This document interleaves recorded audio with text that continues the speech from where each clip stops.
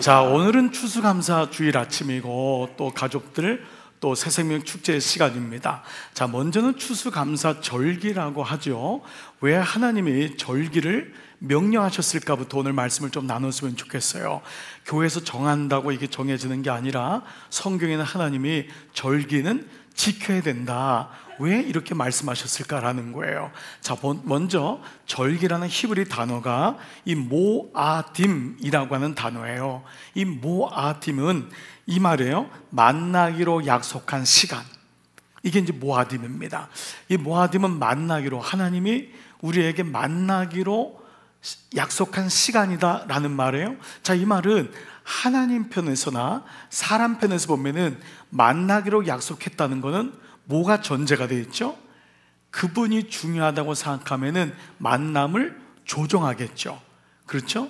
다른 시간을 배려하거나 좀 중요하지 않다고 여기는 일정들은 뒤로 미루겠죠. 자, 이제 이게 전제되어 있는 거예요. 즉, 이 의미는 이 절기를 이해하는데 아주 중요한 단서가 됩니다. 이 절기를 통해 하나님이 만나 주신다면 너희도 내게로 나오렴, 이게 이제 있는 거예요. 그래서 절기는 모든 예배하고 다릅니다. 절기 때는 이스라엘 백성 중에 한 명도 빠짐없이 다 나와서 하나님을 예배하고 감사하라고 하는 이 메시지입니다.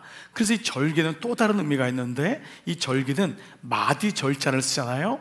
매듭을 지으라는 거예요. 그냥 이렇게 물 흐르는 대로 살지 말고 절기 때는 결단도 좀 하고, 절기 때는 내 인생을 돌아보면서 무엇이 문제였나, 무엇이 안 풀리는가, 무엇 때문에 내가 이렇게 어려움을 당하는가도 보고, 또 감사를 잃어버린 자에게는 다시 회복할 마음이 무엇인가, 이게 이제 절기 마디 절자죠. 흔한 말로 하면은 가지치기 하라는 거예요. 우리 인생 속에서 가지를 쳐야 될 것이 무엇인가를 보는 것이 이 절기라 할 수 있습니다. 자, 여러분, 오늘 우리 새로 오시거나 우리 가족들 가운데 오늘 저희가 보는 S라는 좀 여러분에게 익숙하지 않은 말씀일 수 있어요. 그런데 저희 교회는 제가 이제 임의적으로 말씀의 본문을 정하는 게 아니라 저희는 이렇게 약속된 매일 성경의 말씀으로 묵상하고 있습니다. 그래서 오늘 하필 추수감사절에 아니 기껏 왔더니 예수 믿지 않는 여자들은, 이방 여자들은 다 내쫓아라. 아니 기껏 마음 먹고 왔더니 담임 목사가 하는 말이, 지금 믿어줄까 말까도 그냥 마음에 이르고 와서 그냥 하도 오라래 가지고 왔는데, 아니 이방 여자들, 하나님 믿지 않는 여자들은 다 내보내라. 오늘 우리나라 말하면 이혼시켜라, 이 말입니다. 그러니까 여러분, 자리에서 일어나서 나가는 분이 계실지 모르겠어요. 그런데 이 말씀은 제가 정한 게 아니라 하나님이 우리에게 이 말씀을 주시기 때문에 왜 이 메시지가 우리한테 필요한지를 여러분이 마음을 열고 들었으면 좋겠어요. 자, 에스라는요, 이스라엘 공동체의 아픔을 놓고 애통해요. 이게 아비의 마음, 어미의 마음입니다. 자식들은 죄송하지만 부모를 위해서는 별로 울지 않아요. 정말 효부, 효자 빼놓고는. 근데 부모는 거의 웁니다. 왜 그러냐면 사랑은 어쩔 수 없어요. 내리사랑이기 때문에 그래요. 자식도 자녀를 낳아보면은 그 아픔을 조금씩 눈물을 이해하게 되잖아요. 에스라는 영적인 아비가 되고 어미가 되어 이스라엘 백성의 죄를 내가 지은 것처럼 아파해요. 그러자 이스라엘 백성들의 마음이 동합니다. 그래서 같이 울어요. 우리가 하나님께 범죄했습니다. 우리가 하나님을 떠나서 살았습니다. 교회는 나와요. 이스라엘 백성들은 교회를 안 나온 사람이 아무도 없어요. 그런데도 그들은 하나님을 떠나 살았던 거예요. 정말 하나님의 전적인 은혜로 포로에서부터, 바벨론에서부터 이 이스라엘로 돌아왔어요. 예루살렘으로. 게다가 말도 안 되는 성전을 짓게 됐어요. 성전이 무너졌는데 그 성전을 지었는데 문제는 뭐냐 하면은 하나님을 떠나고 있었다는 거예요. 이게 참 충격입니다. 그러니까 이게 우리는 말로 하면 지금 예배는 우리가 드리는데 하나님 믿지 않는 거예요. 여러분, 이 말이 이해가 되시죠? 내가 지금 예배는 드려요, 찬양은 해요. 우리 찬양대 너 오늘 귀한 찬양했잖아요. 근데 이제 대놓고 얘기하면은 찬양대가 찬양만 하지 저 옷을 벗고 나가면은 세상 사람하고 똑같다는 거예요. 아멘 할 타이밍은 아니고. 이해되시죠? 그러니까 이게 진짜 현실이라는 거예요. 자, 그래서 하나님은 이 스가랴, 하나님의 사람 스가랴를 통해서 뭐가 문제인지를 드러내는데 가정의 문제라는 거예요. 사실 이것은 예수를 굳이 안 믿어도 모든 문제는 가정의 문제임을 우리는 알고 있습니다. 상처 입은 자녀도 상처 입은 부모로부터 와고, 부부의 문제도 사실은 돈의 문제가 아니라 가정의 문제임을 우리는 부인할 수 없죠. 그러니까 이방 여인을 아내로 맞이한 결과가 이렇게 됐다라는 거예요. 그러면서 우리가 하나님께 큰 죄를 졌지만, 오늘 설교 제목이 뭐냐면 어저께 말씀 메시지예요. 뭐죠? 아직도 우리에게는 희망이 있다라는 거예요. 어떻게 하면? 하나님께로 돌아가면. 이것이 죄인 것을 깨닫고, 우리 가정에 하나님이 없이 행복했구나, 우리 가정에 하나님 없이 자녀 교육했구나, 이것을 깨닫고 하나님께로 돌아가면은 아직도 우리에게는 희망이 있다. 뭐가 희망이냐? 우리 집을 산 게 희망이 아니고, 자식이 좋은 대학 간 게 희망이 아니고, 우리 집에 하나님이 있는 것이 희망이다. 오늘 이 메시지를 스가랴를 통해서 주신 거예요. 이에 에스라가 용기를 얻어 공포를 합니다. 모든 이스라엘 백성들은 3일 동안의 시간을 때니까 다 예루살렘 성전으로 오늘처럼 모이라는 거예요. 네, 그야말로 우리 느헤미야 말씀에, 우리 엊그제 계속적인 금요 성령 집회 때, 우리 추수감사를 맞이 성령 집회 때, 저녁 붓기 때 뭐라 그랬죠? 수문 앞 광장으로 오라는 거예요. 그 또 하나의 수문 앞 광장에 이 역사가 이제 일어난 거예요. 자, 그러면서 뭐라고 하냐? 성전으로 오지 않을 시에는 재산을 다 뺏겠다는 거, 몰수하고. 그러니까 이거는 에스라 제사장이 혼자 할 수 있는 게 아니에요. 모든 위정자들이 같이 마음을 모은 거예요. 그만큼 이게 중요하다는 거예요. 안 오면은 재산을 몰수하겠다. 그리고 너희를 포로로 귀환한 그 명단에서 빼겠다는 거예요. 이 정도로 이게 중요하다는 거예요. 위협보다는 이게 이 정도로 중요하다. 그러면서 에스라가 뭐라고 얘기하냐면, 자, 10절 11절인데요 볼펜 잡고 펜 잡고, 자, 동그라미 밑줄 그으면서 같이 읽겠습니다. 시작. 드디어 에스라 제사장이 나서서 그들에게 말하였다. 여러분은 이방 여자들과 결혼하였으므로 배신자가 되었습니다. 그것 때문에 이스라엘의 죄가 더욱 커졌습니다. 이제 주 여러분의 조상의 하나님께 죄를 자백하고 그의 뜻을 따르십시오. 이 땅에 있는 이방 백성과 관계를 끊고 여러분이 데리고 사는 이방인 아내들과도 인연을 끊어야 합니다. 이 얘기를 한 거예요. 그러니까 여러분, 이게 굉장히 충격적인 얘기 아닙니까? 여러분 중에 지금 말씀의 전후 맥락을 모르시는 분들도, 야, 무슨 하나님이 사랑의 하나님이라고 하면서 뭐야, 지금까지 데리고 살았는데, 또 여기는 마지막 44절 보면 알고도 있는 가정이 많은데, 아니 지금 내쫓으라고? 아, 이게 사랑의 하나님 맞아? 이런 우리가 의문을 갖게 돼요. 그러니까 먼저 몇 가지 질문을 던지는데, 오늘날로 말하면 불신결혼했으면 그 며느리를 쫓으라는 거예요. 그 사위도 내보내라는 거예요. 자, 이렇게 따진다면은 사실은 좀 앞뒤 맥락이 안 맞는 게, 여러분, 모세가요, 아내가 죽었을 때 구스 여자, 이방 여자를 아내로 맞이해요. 그럼 도대체 모세는 뭐예요? 그는 이제 구원의 어떤 맥락을 얘기한 거 아니에요? 이방인들도 하나님이 사랑하신다라고 하는, 이미 보여준 거잖아요. 여러분이 마태복음 1장에 보면은 예수님 족보가 나오는데 4명의 여인이 나오는데, 마리아 빼놓고는 3명 다 이방인이에요.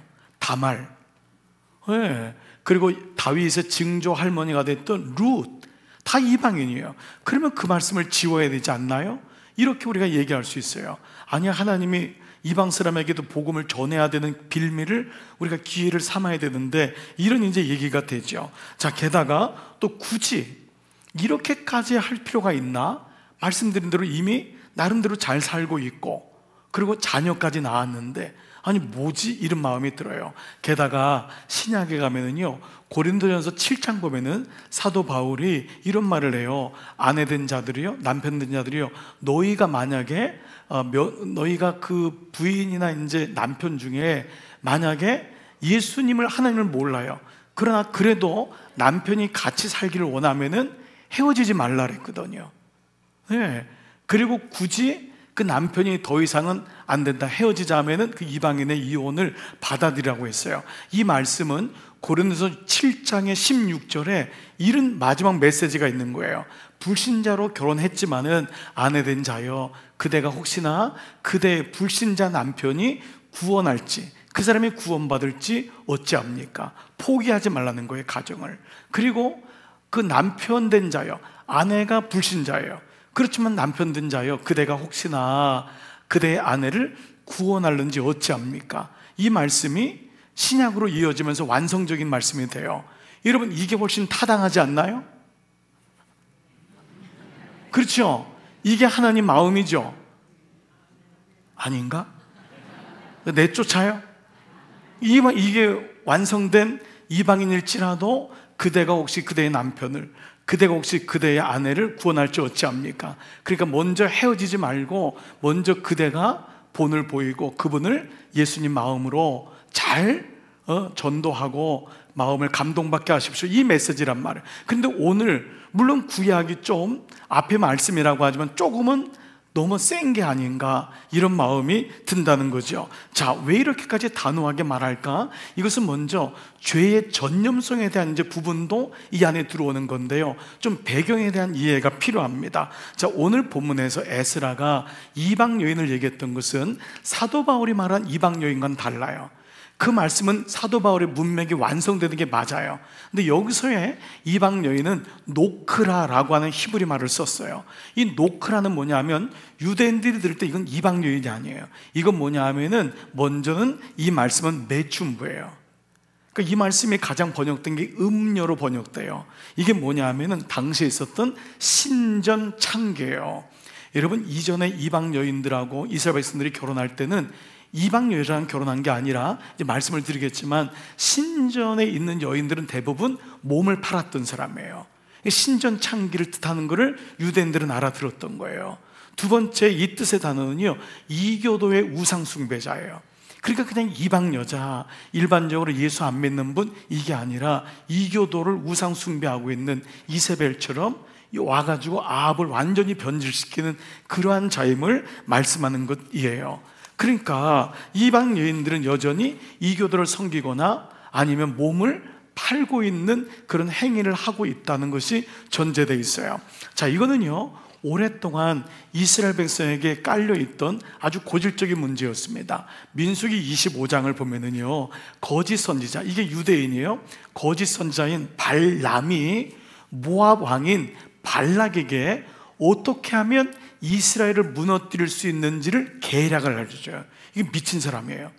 자기가 이스라엘 백성인데 어떻게 하면 이스라엘이 무너진지를 이방 왕인 모압 왕한테 알려줘요. 그게 뭐냐면, 이스라엘의 남자들을 모압 신전, 모압 신을 섬기는 신전들의 여인들하고 만나게 해서, 그 여인들은 너무 예쁜 거예요.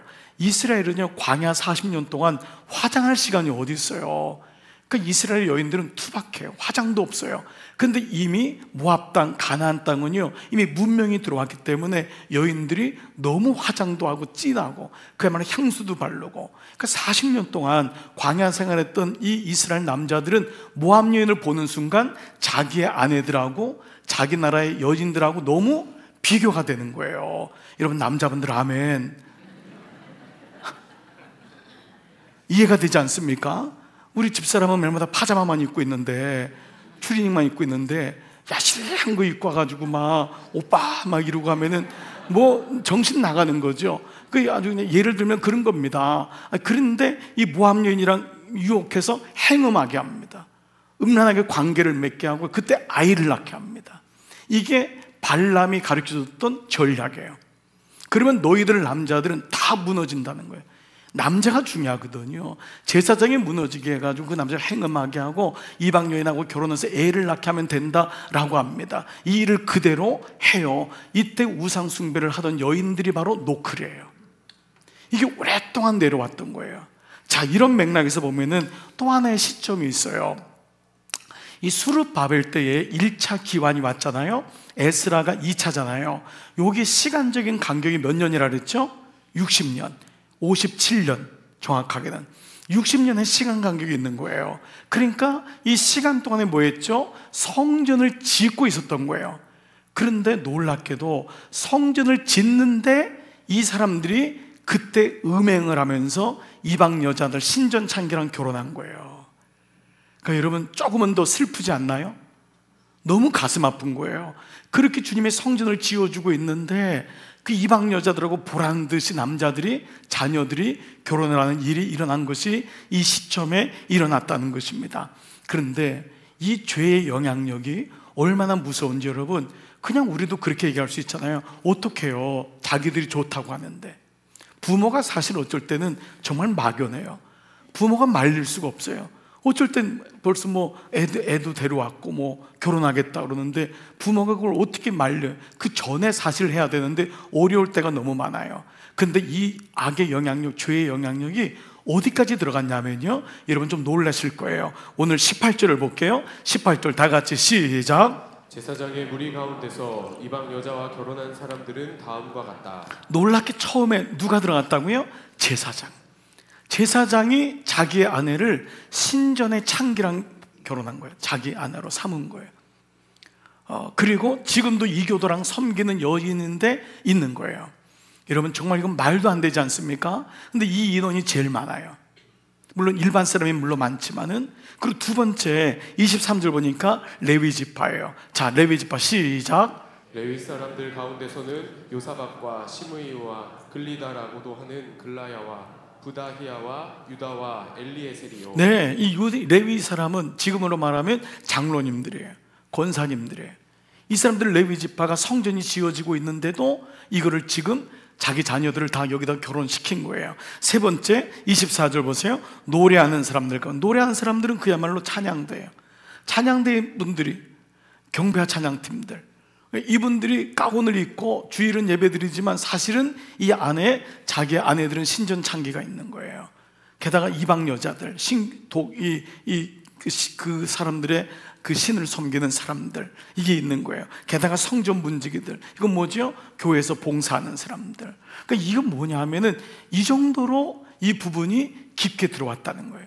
그리고 이 죄의 영향력은 제사장조차도, 장로님 권사님들조차도 얘기하지 못하고 그만 이 부분에 끌려갔다고 하는 것을 보여주고 있습니다. 적용 질문 먼저 해볼게요. 혹시 물론 이 정도로 우리가 음란하거나 신전 창기 정도는 아닐 거예요. 우리는 여기 직접 적용하기 어려워요. 그러나 우리가 이방 여인이라는 개념 말고 우리의 가정을, 우리의 남편, 우리의 아내, 우리의 가정을 무너뜨리는 이방 여인과 같은 문제는 무엇이 있을까라는 것입니다.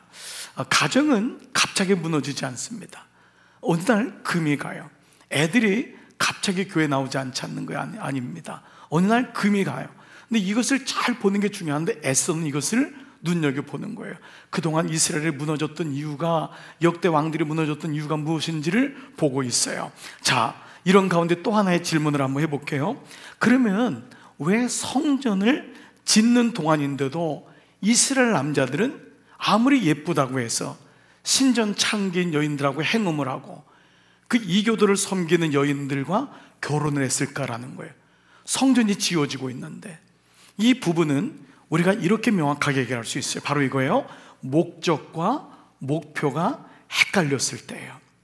자, 이 부분이 사실은 가장 치명적인 부분이라 할 수 있어요. 목적과 목표가 헷갈리기 때문에. 목적은 뭐죠? 인생의 궁극적인 궁극적인 어떤 방향이잖아요. 우리가 궁극적인 게 가장 중요한 게 목적이죠. 목표는 뭐죠? 그 목적을 이루기 위한 단기적인 어떤 계획이나 과정이 목표라고 할 수 있습니다. 자, 그러면 처음에 이스라엘 백성들이 가나안 땅 들어와서 왜 이방인들을 보면서, 여인들을 보면서 결혼했냐 하면 당시에 이스라엘은 너무도 후진국입니다. 그러니까 이 당시에 가나안은 이미 선진 국가예요.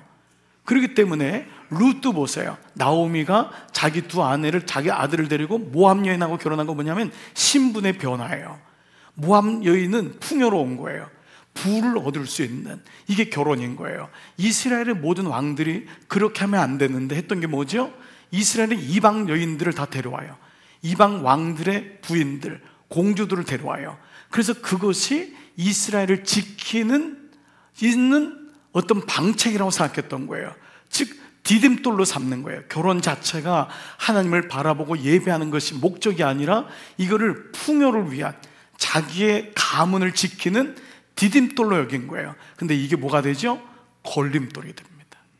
결국 이로 인해서 그 가정에서 하나님이 사라지게 되고 남편들은 음행하게 되고 아내들도 결국 이방신들을 섬기는 가정으로 변질되는 것이죠. 말씀드린 대로 목적은 궁극적인 거예요. 그리고 목표는 그 목적을 이루기 위한 단기적인 계획이나 과정이라고 말씀을 드렸어요. 이스라엘 백성을 통해 하나님은 하나님이 어떤 분인지를 우리에게 알려주는 거예요. 그리고 우리 인생의 목적이 무엇인지를, 이 백성은 나의 찬송을 부르게 하려 함이니라, 이 백성 우리의 목적이 무엇인지, 인생의 목적이 하나님을 영화롭게 하고 그를 예배하는 것이 인생의 오직 유일한 목적인데, 우리는 이 목적을 잃어버리고 목표가 우리의 삶에 들어오기 시작한 거예요. 자, 이런 가운데 이스라엘 백성이 원래는 목적 있는 삶을 살았단 말이에요. 목적이 이끄는 삶을 사는 거예요. 그래서 이스라엘 백성을 연구하는 사람마다 너무 놀라운 게, 여러분 유대인을 좀 아시는 분은 정말 독특해요. 정말 독특해. 어떻게 저렇게 예배에다가 목숨을 거는지. 정말 이런 외국에 여행을 조금만 다녀도요, 유대인 복장하면서 다니는 사람, 이거 찾는 게 어렵질 않아요. 토요일만 되면 그들은 아직까지 안식일을 모르니까, 진짜 주일을 모르니까. 그런데 그들의 모습 속에 보는 게 그런 외형적인 것만이 아니에요. 유대인이 가는 곳마다 정치를 휩쓸어요. 경제, 문화, 역사, 모든 금융, 그리고 모든 연구 자료, 이 세상을 움직이는 모든 학문의 거의 40% 가까이가 유대인에서 나온 거예요. 실제로 노벨상의 3명 중 1명이 유대인이에요. 아니, 땅덩어리가 강원도만 해요. 저 작은 나라가 어떻게 세계를 움직이냔 말이에요. 우리나라도 머리 좋은 곳으로 치면은, 여러분, 우리도 디젤 나라가 아니에요. 그런데 이상하게 우리나라 아이도 하버드 들어가요. 지금 미국에서 22년 목회하면서 너무 많이 봤어요. 예일 들어가요. 프린스턴 들어가요. MIT, 좋은데 아이브리 다 들어가요. 그런데 애들이 들어가면 힘을 못 써요. 들어갈 때까지는 그렇게 공부를 열심히 하는데 들어가면 힘을 못 쓰고 그냥 그 정도로 해서 끝나요. 근데 유대인은 달라요. 이게 뭘까? 이거를 연구한 사람이, 많은 사람이 연구했지만, 버클리 대학의 이 법학 교수이고 교육학 심리학 교수였던 아서 젠슨이란 분이 이거를 집중적으로 공부하게 됐는데, 그걸 발견을 했어요. 왜 유대인은 우리 일반적인 사람하고 다를까? 그것은 바로 부모가 13살 되기 전까지, 아이가 성인식을 하기 전까지 유일하게 아이들을 가리키는 게 있어요. 다른 건 못 가리켜도. 그게 뭐냐면 바로 목적과 목표를 구별할 줄 아는 힘을 준다는 거예요. 이게 굉장히 중요한 거라는 걸 알게 된 거예요. 무슨 말이냐? 목적과 목표를 구별하는 힘, 이게 어린 시절부터 있을 때 이 아이들이 어디를 가도 놀랍게 변하지 않는다는 걸 안 거예요. 예를 들면 신명기 6장에 있는 말씀이 뭐죠? 쉐마 교육이잖아요. 쉐마는 들으라, 이 말이거든요. 들어야지 산다. 들으라 이스라엘아, 주 여호와 하나님은 오직 하나님 한 분이다. 너는 마음을 다하여 뜻을 다하여 힘을 다하여 주 하나님을 사랑하라. 이게 쉐마거든요. 이거를 13살 되기 전에, 자기의 의지가 일어나기 전에 그 아이들에게 어떤 힘이 있냐면은 공부하는 힘이 아니에요. 이 힘은 뭐냐면은 목적과 목표를 구별할 줄 아는 힘을 주는데, 이 아이들이 이 목적이 생기니까 그 다음부터 목표를 공부로 삼는 거예요. 여러분, 이 차이를 이해되십니까? 목적이 있으니까 공부가 목적이 아니구나, 공부는 목표가 되는구나. 그때 이 아이들이 사업을 하는 거예요. 하나님의 영광 위에 살기로 사업이 목표가 되는 거예요.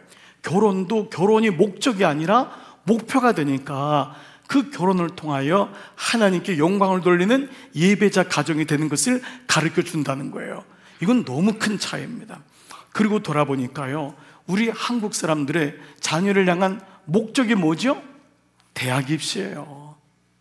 무조건 좋은 대학 가는 게 네 인생의 목적이다. 그러니까 아이들이 목적을 이루고 나니까 목적을 잃어버리는 거예요. 그게 목표가 돼야 되는데, 너의 목적은 이 과정을 통해 하나님께 예배드리고 영광 돌리는 거다. 하나님 잊으면 안 된다. 그래야지 다니엘이 나오고 에스더가 나오고 느헤미야가 나오는데, 높은 데 올라갔더니 뭐죠? 목적을 잃어버리니까 목표, 돈 버는데 그냥 거기 정신없는 거예요. 높은 데 올라가는데 정신이 빠진 거예요. 그래서 이스라엘 백성들, 유대인들은 가는 곳마다 이것을 가르치기 시작했던 거죠. 심지어 믿는 사람이 뭐라 그러죠? 너 믿음도 대학교 들어간 다음에 가져라. 우리가 이런 말을 너무 서슴없이 하는 거예요. 그 가운데 목적을 갖는 게 너무 소중한데 너 예수 믿는 거 결혼한 다음에 해라. 우린 이런 의미가 너무도 많습니다. 그래서 오늘 우리는 한번 물어봐야 돼요. 여러분 가정의 목적은 무엇입니까? 여러분 집을 사실 수 있어요. 이건 목표예요. 자녀를 잘 양육하는 건 목표예요. 그러나 목적이 없으면 목표 가운데 함몰되게 돼요. 여러분 자녀 교육의 목적이 뭐예요? 그 아이를 통해서 하나님의 영광을 드러내고 예배하는 아이인 줄 믿습니다. 근데 이걸 잃어버리면 아이를 목표로 삼는 거예요. 그렇습니다. 그래서 오늘 에스라는요, 이 목적과 목표가 헷갈린 것이 우리의 가장 치명적인 죄임을 결혼 문제를 통해 드러내고 있는 거예요. 여러분 결혼이 끝이 아닙니다. 무슨 결혼이 끝이, 거기서부터 정말 예배자가 일어서고 그 가정에 하나님께 영광을 돌려야 되는 것인데 이것이 없는 거예요. 자, 이렇게 얘기하자. 대부분의 사람들이 다 동의를 했어요. 옳습니다 라고 얘기했어요. 물론 거기는 머뭇거리는 사람도 있었어요. 너무하지 않냐, 지금 이 여인들을 내쫓으란 말이냐. 그 이해도 돼요. 그렇지만 이 사람들이 마음에 합하여 순종합니다. 마치 수문학 광장에서 생기는 힘이 뭐죠? 순종의 힘이에요. 모이는 힘, 이건 아무나 같질 않아요. 물을 먹은 사람만이, 성령의 물을 먹은 사람만이 모이고 그때 예배를 드리고 찬양하고 그때 순종하는데, 이 사람들이 순종하기로 마음을 모아요. 그 결과 3개월 만에 113명의 명단이 나와요. 여러분 쉬지 마세요. 제가 다 셌어요. 그러니까 여러분 제가 셌으니까 여러분 지금 또 이렇게 세지 마세요. 113명이 3개월 동안에 걸쳐서 폭로가 돼요. 우상 숭배하고 있는 여인들, 지금 현재형으로 지금 신전 창기를 계속하고 있는 여인들, 그리고 돌아오지 않는 여인들, 그 여인들, 그를 맞은 남자들의 이름을 썼어요. 여인들의 이름을 쓴 게 아니에요. 그 남자들의 이름을 다 드러내게 해요. 자, 여기서 우리가 갖는 또 하나의 질문이 있어요.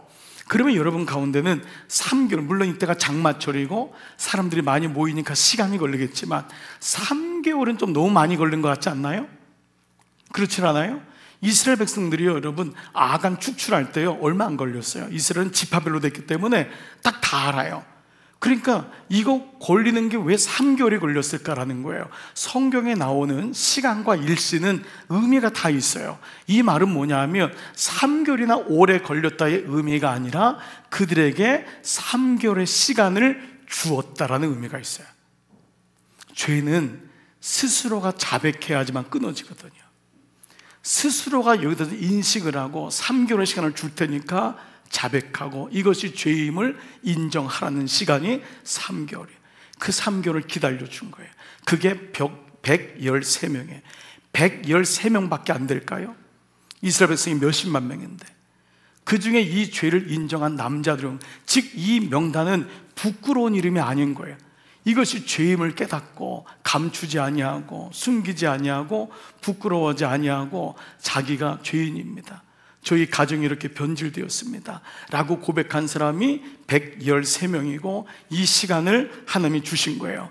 그래서 오늘도 에스라가 너희가 자백하면 이 말을 주잖아요. 19절에 제사장들이 어떻게 했는지 보세요. 먼저 돌아오는 사람들 명단 보세요. 그들은 시작. 그들은 모두 손을 들어서 아내를 내보내갔다고 서약하고 지은 죄가 있으므로 각자 순양 한 마리씩 잡아서 속죄제물로 바쳤다. 자, 이 말씀은 아내로 내친다라는 것을 여러분 너무 거기다 마음을 두지 마시고, 먼저 이것은 뭐냐면 제사장의 손을 들었다는 거 뭐냐면 자백했다는 거예요. 스스로 제가 이것이 죄임을 알았습니다. 우리 대부분은 그냥 넘어갈 때가 많아요. 애들이 그렇게 했는데 뭐 어떡하란 말이에요. 그러다 믿음 안에 들어온 사람은 이게 애통이 되는 경우들이 정말 많고 그래야 돼요. 그리고 이 말씀을 아직 자녀들을 결혼시키지 않은 부모님들은 정말 귀담아 들어야 돼요. 그렇지 않으면 어느 날 여러분 이 명단 같은 일을 당하고, 이것이 성경에서 말하는 맥락의 메시지가 그렇게 우습게 볼 메시지가 아니에요. 이것이 이스라엘을 망하게 했다면 오늘 우리에게는 먼저는 이 말씀이 진명교사가 되고 또 반면교사가 되어야 되는 것이죠. 자, 사실 우리는 은혜 받는 것에는 우리는 다 환영하고 그건 어렵지 않아요. 그렇지만 죄가 드러나는 것, 죄를 인정하는 건 이건 어려워요. 여러분 그렇지 않습니까? 내가 말씀을 듣고 은혜 받고 얼굴이 환해져, 그런 말씀이 있었군요 라고 하지만 그게 찔림이 돼서 이게 우리 가정의 문제였군요, 이게 저의 죄였군요 라고 하는 것을 인정하는 것, 특별히 가정의 문제나 자녀의 문제가 드러나는 건 또 다른 차원이에요. 너무너무 어려워요. 이로 인해서 어떤 사람은 공동체를 떠나는 분도 있어요. 그래서 어느 정도 규모가 있는 교회나 대형 교회를 찾는 이유 중에 하나는 나를 건들지 마세요, 나는 예배만 드리고 갈 테니까 나 모른 체 하세요, 목사님 나하고 자꾸 다가오지 마세요. 그래서 거리를 둬요. 물론 이해가 돼요. 그리고 대형 교회는 저희 교회만 해도 제가 여러분하고 일일이 만날 수 있는 형편도 안 돼요. 그렇지만 우리는 그런 간격에서 사람의 눈치나 의식보다 더 중요한 게 뭐냐면 하나님과의 관계, 하나님이 이것을 뭐라고 여기느냐라는 거예요. 사람들은 드러나면 싫어해요. 그리고 이것이 공동체 안으로 들어가는 것을 막는 이유가 되기도 해요. 우리 교회 목장이 있지만 목장 안에 들어가기를 원하지 않는 분은 거기 가면 또 얘기해야 되거든. 이런 마음들이 전제에 깔려 있어요. 그러나 여러분, 하나만 보지 말고 그 다음 걸 보셔야 돼요. 오늘 이 말씀의 원리대로 하면 죄는 언제 끊어지냐면 들킬 때나 자백할 때요. 그래서 여러분에게 제가 권면해요. 여러분 죄가 들켜지기를 축복합니다. 보통 아멘 안 하세요? 여러분이 아멘 했네요. 그럼 죄는 들켜야 돼요. 아이가 똑바로 되려면 부모에게 들켜야 돼요. 그래야지 애가 그 버릇을 끊어요. 들키지 않으면 계속해서 하는 거예요. 구멍가게 가서 물건을 훔치는 게 아이가 있어요. 근데 부모가 알고 너 경찰서 가자, 너 이러면 안 된다, 이게 아주 명확하게 메시지가 전파되면 아이는 이게 나쁜 거군요 라고 알게 돼요. 그러거나 아니면은 이 아이 스스로가 철이 들어서 이건 죄군요 라는 것을 알아야 돼요. 그러나 죄는 숨는 기질이 있어요. 어떤 사람도 죄라고 해도 죄라고 우기지 않습니다. 여러분, 오늘날 세상의 모든 원리를 보세요. 죄라고 하면 다 뒤집어 엎잖아요. 아무리 죄를 져도 나는 죄인 아니야, 이겁니다. 내가 돈으로 누군가를 하이어해서라도 그 죄를 덮어요. 물론 우리는 억울한 사람도 있지만 우리 인간의 본질은 죄를 드러나는 것을 원하지 않는다는 거예요.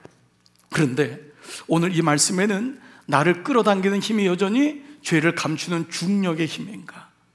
나는 정말 하나님을 의식하고 나는 죄를 고백할 줄 알고 죄를 인식하는, 그래서 구원의 표징이 뭐라 그랬죠? 교회에 나오는 것이 아니라 죄에 대한 확신이라고 그랬어요. 그리고 참된 회개라고 그랬어요. 이게 부흥인 거예요. 부흥은 교회를, 성전을 크게 진 게 부흥이 아니에요. 그러면 뭐 이교도는 통일교는 부흥될게요?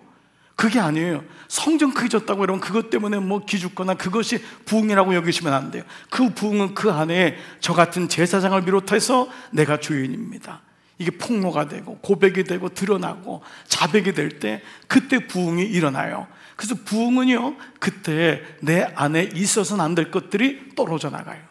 하나님이 부흥의 주체이기 때문에. 그리고 있어야 될 것이 무엇인지를 알게 돼요. 이게 없었구나, 우리 가정에 예배가 없었구나, 묵상이 없었구나, 내 인생에 사명이 없었구나를 깨닫게 됩니다. 그때 사람의 눈이 아닌 하나님의 눈을 의식하게 되고 그때 진정한 기쁨이 우리 안에 오는 줄 믿습니다. 여러분, 이게 진짜 자녀의 축복인 거예요. 두 다리를 뻗고 자는 거예요. 여러분, 죄 지은 남자는요 집에 가서 두 다리 못 펴요. 카톡 오면 정신없어요. 예? 핸드폰 울리면 누구한테 왔는지 다 비밀번호 다 해놓고 여러분 쳐다보지도 못해요. 이 슬픔에서 나오시기를 축복합니다. 귀 있는 자는 들을지어다. 예, 말씀을 마무리할게요. 해필 왔는데 이런 얘기를 하네 자꾸만. 그런데 오늘 말씀이 이런 걸 어떻게 해요 여러분? 이거는 하나님이 우리를 기다리셨다고 생각하셔야 돼요. 네, 여러분 아멘 안 하셔도 알 수 없어요. 말씀 마무리할게요. 오래전인데요, 제가 기억나는 어머니 권세, 이분 정말 제가 고맙고 정말 이분 진짜 엄마예요. 진짜 어머니예요. 어느 날 결혼한 딸하고 사위를 제가 만나줄 수 없냐는 거예요. 근데 저는 딸하고 사위가 교회는 나오지만 잘 몰랐어요, 누군지. 근데 그때 이제 약속을 잡았더니 딸하고 사위가 이제 멋쩍거리면서 들어왔어요. 그러니까 이분들도 저를 왜 만나는지 모르고 어머니가 이제 소개시켜 주려고 하는가 보다, 저는 그렇게 역임을 이제 했었어요. 근데 이 권사님이 저에게 이렇게 얘기했어요. 목사님, 제가 아이들을 위해서 많이 기도했는데 아직도 기도가 부족한 것 같아요. 이 아이들의 가정이 깨지게 되었어요. 사위는 바람을 피고 있고 제 딸은 술하고 도박에 중독되어서 남편하고 아이들을 돌보고 있잖아요. 누가 먼저인지 모르겠지만 깨지기 일보 직전이에요. 그러자 딸이 뭐야 막 난리가 난 거예요. 이 아이들은 전혀 모르고 온 거예요. 그러자 권사님이 아랑곳하지 않고 저에게 이렇게 말했어요. 이미 권사님은 뭐 눈물을 펑펑 흘리고 있었어요. 목사님, 이 아이들을 위해서 한 달만 간절히 기도해 주세요. 그게 엄마의 메시지였어요. 사위도 고개를 못 들고 딸도 고개를 못 들고 부끄러움이 드러났으니 어떻게 교회를 나올까? 저는 이런 마음까지 들었어요. 그런데 정말 놀랍게도 이 어머니 마음이 통했고, 그리고 딸과 사위는 마음을 고쳐 먹었어요. 그 한 달 동안에 회복되는 게 은혜가 드러나기 시작했어요. 제가 가만히 생각하니까 이 어머니가 대단한 거예요. 왜냐면 어느 누구도 자식은 나거든요. 자식은 나예요. 자식의 치부를 드러낼 사람은 아무도 없어요.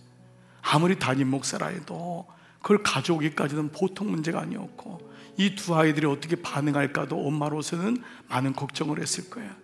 근데 오래 기도했던 것 같아요. 놀랍게도 이 자녀들이 회복되고, 저는 이분이 기억되는 게 그때 깨달았어요. 아, 죄는 가린다고 해결되는 게 아니었구나. 고름이 줄줄 나는데 아무렇지도 않다고 반창고 붙여나고 나면 나중에 그게 어떻게 되겠습니까? 의사분들이 하는 말이 뭐예요? 좀 더 일찍 오시지, 왜 이렇게까지 놔뒀어요? 근데 그게 우리의 모습인 거예요. 그 하나님 말씀을 통해 우리를 드러내게 하세요. 우리가 어떤지, 우리 마음이 어떤지, 내 자녀의 상태가 어떤지, 내 남편의 모습이 어떤지를 드러내게 하세요. 물론 그 부분은 소리 없이 정말 하나님의 은혜로 저도 간절히 기도했고 그 가정은 회복되었어요. 그때 깨달았어요. 죄에 대한 확신, 이게 가족 중에 한 명이라도 이게 죄입니다라고 고백하는 제사장의 손을 들고, 제 아내가 신전창기입니다, 제 아내가 지금도 우상을 섬기고 있습니다, 여러분 이 고백한다면, 여러분 중에 만약 제가, 목사인 제가 여러분 저희 집이 이렇게 살고 있습니다면 여러분 중에 누가 제 말씀을 듣겠어요? 근데 이거는 그 부끄러움을 드러내는 것이 아니라 그 폭로되고 드러내고 죄에 대해서 확신하는 것이 얼마나 놀라운지에 대한 말씀인 거예요. 그리고 그때 이름이 적힌 이 사람은 부끄러운 사람이 아니라 이 가정에서 죄를 끊는 113명의 사람이 되었음을 말씀해요. 그래서 여러분 이 말씀은 사도행전 여러분이 잘 아는 3장 19절 말씀을 다 전했어요. 그리고 뭐라고 하죠? 그러므로 말씀을 들었지만 너희가 회개하고 돌이킨다면, 그래서 죄 없이함을 받는다면은 그때 유쾌하게 되는 날. 이 말씀이 옛날 번역에는 상쾌하게 된다, 상쾌하게 된다. 그 영혼이 자유함을 얻는 거예요. 죄는 숨길수록 부끄럽고 숨길수록 부담인 거예요. 우리가 예배 나온다는 건 뭐죠? 주님께 회개할 때, 우리 가정의 문제를, 내 연약함을 드러낼 때, 그때 비로소 돌이킬 때, 그때 자유함이 생겨요. 여러분, 하나님 안에서의 자유함은 너무도 기쁜 겁니다.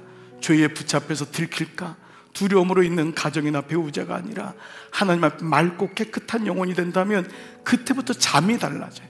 음식을 먹는 것도 달라져요. 사람을 대하는 것도 달라져요. 죄는 우리로 하여금 모든 걸 막히게 해요. 배우자하고도 같이 눈을 쳐다보지 못하게, 아이에게도 말을 못하게 해요. 내가 이런데 무슨 아이에게 무슨 얘기를 하겠어요? 이것이 전체적으로 토탈리 가정을 무너뜨려요. 한국을 무너뜨리는 게 바로 이것 아닙니까?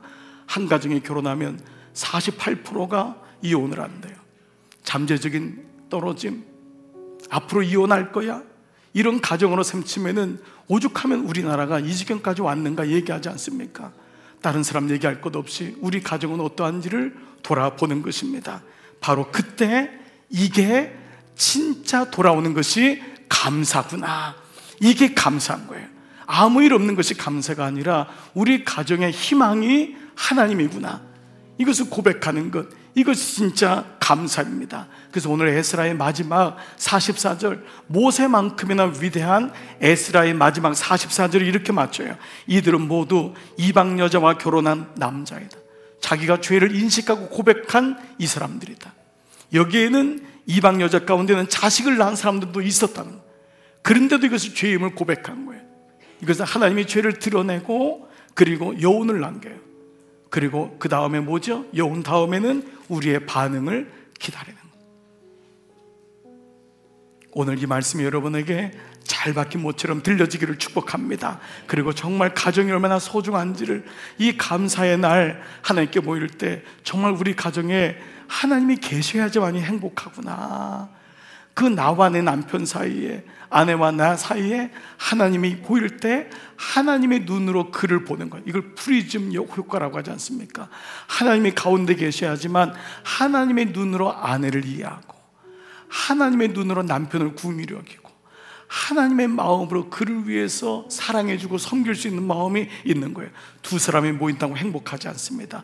그 사이에 하나님이 계셔야지만 비로소 우리 가정에 진짜 희망이 있구나 라는 메시지입니다. 오늘 여러분 모두에게 오직 희망은 하나님이시고 아직 우리에게는 희망이 있다, 이 은혜가 진실한 감사로 선포되고, 여러분 오늘 참석한 여러분 가정마다 하나님의 은혜가 임하기를 축복합니다. 아멘. 이런 말씀 노트 다 드시고요, 한번 다 차려서 한번 일어나 보시겠습니다. 같이 찬양할 때 우리 이 찬양 같이 고백했으면 좋겠습니다. 오늘 숨을 쉬는 것 감사, 나를 구원하신 것 감사, 내 뜻대로 안 돼도 주님이 인도하신 것, 우리 이 마음을 가지고 함께 찬양하며 주님께 나가십시다. 오늘 숨을 쉬는 것 감사, 나를 구원하신 것 감사, 내 뜻대로 안 돼도 주가 인도하신 것, 모든 것 감사, 내게 주신 모든 것 감사, 때론 가져가심도 감사, 내게 고난 주셔서 주 뜻 알게 하신 것, 모든 것 감사. 주님 감사해요. 주님 감사해요. 내가 여기까지 온 것도 은혜입니다. 주님 감사해요. 주님 감사해요. 나를 사랑하신 주 사랑 감사. 주님 감사해요. 주님 감사해요. 주님 감사해요. 내가 여기까지 온 것도 은혜입니다. 주님 감사해요. 주님 감사해요. 나를 사랑하신 주 사랑 감사합니다. 사랑하는 여러분, 이 시간 부부가 계시다면 손을 잡아보세요. 여러분 자녀가 옆에 있다면 손을 잡아보세요. 그리고 이 시간 함께 기도할 때 홀로 오신 분들도 가정을 위해서 한번 기도해 보세요. 아버지, 기도하시겠지만 주님, 오늘 이 에스라 말씀이 저에게 들려지기를 원하고, 주님 저의 목적과 목표가 헷갈리지 않게 해주시고, 우리 가정에 하나님 계시니 너무너무 감사합니다. 믿음의 부모가 있으니 감사하고, 믿음의 자녀가 있음에 감사하고, 그렇게 될 줄 믿으니 감사하고, 분명히 하나님이 회복시킬 줄 믿습니다. 우리 함께 말씀 붙잡고 함께 여러분 이불을 열어서 한번 고백해보지 않겠습니까? 함께 합심으로 기도하겠습니다. 살아계신 아버지 감사합니다. 아버지, 우리 안에 하나님 계심을 감사합니다. 부모와 자녀 사이에 하나님 계시고, 남편과 아내 사이에 하나님 계시고, 자녀와 부모 사이 우리 모두 위에 하나님 계심을 인하여 감사를 드립니다. 여기에 함께 손잡은 믿음의 형제자매를 축복합니다. 아버지, 오늘 내 인생의 에스더가 뭐라고 말씀합니까? 하나님을 통하여 아버지 목적과 목표가 헷갈리면은 하나님 잘 되는 것 같은데 하나님 잃어버리고 그 가정이 결국 무너지는 단초가 됨을 말씀하고 있습니다. 아버지, 이렇게까지 단호하게 말씀하는 게 무엇입니까? 죄가 얼마나 무서운지를 말씀하며 우리가 그를 향하여 눈물로 기도해야 됨을 말씀하고 있습니다. 아버지, 이것이 죄임을 아버지 확신하게 하심을 감사합니다. 아버지, 불신결혼, 아버지 예수가 없는 것, 주님 우리 가정에 주님이 없는 것, 주님 아시죠? 이것이 죄임을, 내 인생 속에 주님이 없음이 죄인 것을 내가 확신합니다. 그리고 회개합니다. 아버지, 내가 혹시 죄 가운데 있습니까? 원하지 않는 가정의 아픔 가운데 있습니까? 두려움 가운데 있습니까? 숨기는 것이 있습니까? 하나님, 오늘 말씀의 빛 가운데 드러나기를 원합니다. 이것이 진짜 부흥입니다. 아버지, 내 인생에 오셔서 드러나지 않은 것, 숨겨져 있는 것 자백하게 되고, 하나님 주님 앞에 나갈 때 이때 부흥이 일어나고, 이때 용서가 일어나고, 이때 화해가 일어나고, 이때 이해가 일어나고, 하나님 우리 사이에 주님의 프리즘으로 계시니 그 주님을 통과하여 남편을 보니 긍휼히 여기고, 그 프리즘을 통하여 아내를 보니까 이해가 되고, 진정한 사랑과 섬김으로 그를 위해 기도해 줄 수 있는 것처럼, 아버지 오늘 특별히 추수감사절 가족 초청하는 이 시간에 하나님의 은혜를 부어주시기를 원합니다. 나에게는 엄마의 기도가 있어요.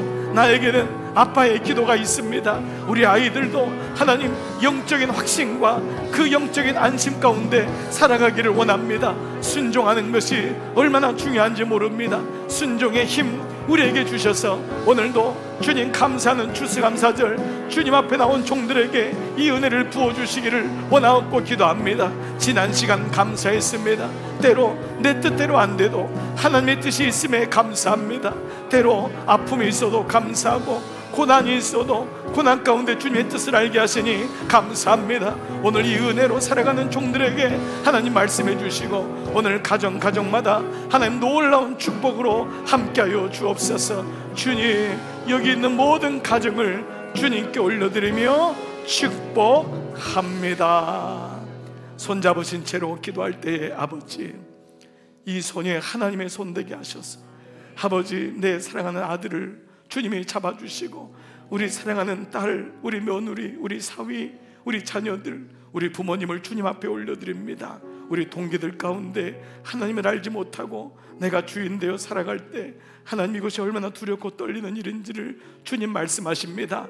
에스라의 말씀이 내 말씀을 대어 오늘 내게 들려줬사오니 가정을 향해 흘리는 눈물과 기도 주님 절대로 땅에 떨어지지 않사오니 포기하지 말게 하시고, 꼭 기도와 꼭 하나님께 간구함으로 나가며 주님 앞에 올려드리게 하여 주시옵소서. 이 시간 모든 가정을 주님께 올려드리오며 감사로 드리는 오늘 추수감사절 예배, 하나님의 은혜로 남은 시간 남은 인생도 감사의 인생 되게 하여 주시옵소서. 이제는 성부와 성자와 성령의 은총이 머릿속의 모든 종들을 위해 이제로부터 영원토록 함께 하시기를 간절히 축원하옵나이다.